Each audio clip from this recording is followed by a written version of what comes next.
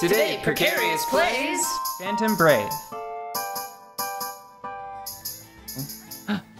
I did it. We can begin.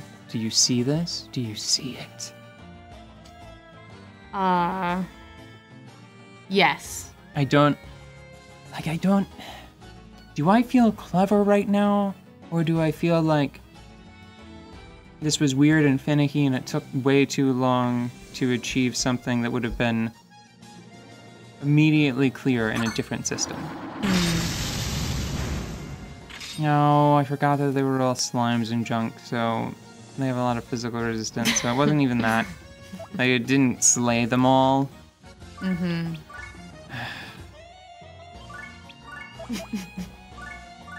I was thinking about, it was like hitting four birds with one stone, but instead of like actually getting two birds with one stone, it would be like skipping a stone off of four birds, and they're like, what the heck? It just like ping pongs through some birds, and instead of dropping out of the sky like rocks, they're just like, dude. Ow! I'm gonna have to fix that later. I'm gonna be speaking about this in bird therapy a few years from now. Yeah. Oh, so there's something that has been bothering me. I don't know. This might be silly. Maybe you can clarify this for me. Are you ready? Wait. Oh. That. Wait. You see the cursor? The green and yellow and blue thing? Yeah? What is it? I think it's just a stylized arrow. Okay, because for a while, my theory was that it was the number 25. What? Why? Well, it's two kissing question marks. Is it though? No. Is it a deer with a waterfall on its head? Is it a bottle that's a sprout as well? Oh, wow. Hold on. What is it? I'm pretty sure it's an abstraction that's just supposed to be a visually interesting pointing device. Uh-huh.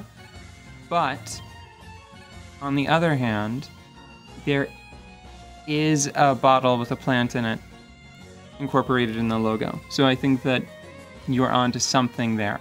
Okay. I think it sort of vaguely relates to themes of like growth and the sea. Okay. Or more broadly, liquid. That's fine. It's been bugging me lately. The whole game. No, not the whole game. Destructive. No.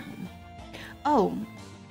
So, I wanted to mention, well, you do the majority of our graphics, like the vast majority. And every time I've seen you design like icons, they totally remind me of the type of icons that come from this style of game, and specifically these NIS games. Yeah. It's like you have some of the same visual shorthand. What do you think came first? Do you think your visual shorthand, your iconography, your internal iconography came before you started playing NIS titles, or do you think it came after? Well, I mean, the answer should be pretty obvious. I didn't start thinking as a graphic designer until at the earliest high school. Really? Because I'm pretty sure that you were at least making marks most of your life. Not iconography, not... You weren't trying to distill concepts into like bathroom sign man. Or like exit sign person. Or press to receive bacon. Truly, the most critical of signs. I wasn't trying to make... my favorite. I wasn't trying to make glyphs. I see, yeah. To inform. Glyphs are a better term. I just think that it's funny because when I'm looking at a menu and then I look at something you've done later, it's just funny to me. Not funny, haha, more like funny, charming, because it's interesting that this has had so much of an effect on how you distill ideas into symbols. You know what's probably a more interesting case study? What? So, I don't think, for this game in particular, I don't actually think that there's a lot of information that's being conveyed with little icons, right? Mm-hmm. Mm-hmm. But I will say that I felt very comfortable with the graphic design of Disgaea D2, which I played only fairly recently, right? Mm-hmm.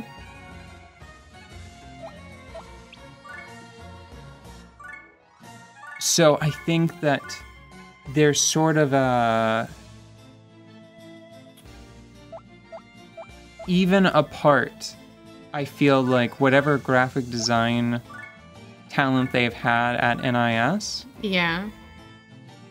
I think that I may have developed similar evolutions of what is presented here, right? Yeah. Independently. Yeah, you get started down a path and then you get further down the path and then you look over and you're like, oh, looks like we're crossing paths again. Right, and it's the kind of thing where I played Disgaea 2. No, I played Makai Kingdom, I think was the most recent NIS strategy title that I played before going to college. And then Disgaea D2 is the one that I played after that. It's the first one I played out of college. Yeah. So a fair amount of time passed between those, you know? Like, I don't want to say that I'm insulted. That I would compare. Just because these icons feel very... They are very simplified in comparison to what you would be making now, but I can see the bones all in the same places. Okay, I don't mind if you're doing archaeology. Yeah, I'm doing archaeology here. This is not like, wow, I saw you draw that yesterday. I remember a different comparison. We've known each other a long time. All the hits. Yes, all the times. We've known each other a long time, and I remember when you had just started drawing figures. I don't want to talk about this anymore.